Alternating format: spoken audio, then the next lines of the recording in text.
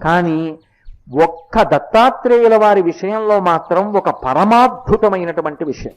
నిజంగా దత్తాత్రేయుల వారి చరిత్రలో వారు చెప్పినటువంటి ఆ ఉపాఖ్యానం కానీ ఎవరైనా మనసులో గట్టిగా పట్టుకోగలిగితే వారి జీవితం ఉత్తర క్షణం మలుపు తిరిగిపోతుంది.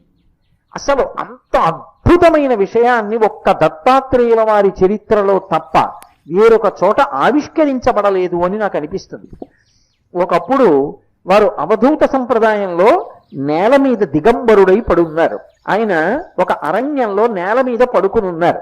అంటే దత్తాత్రేయుల వారిగా ఏదో 3 ముఖాలతోటి 6 చేతులతోటి అలాగని కాదు. ఎందుకంటే అది తత్తత రూపం ఉన్నప్పుడు మాలాం, కుండీం, అలాగే ఆ ధమరుంచ, శూలం, శంఖం, సుదర్శనం, దధానం భక్తవరదం దత్తాత్రేయం నమామ్యహం అంటారు. ఈ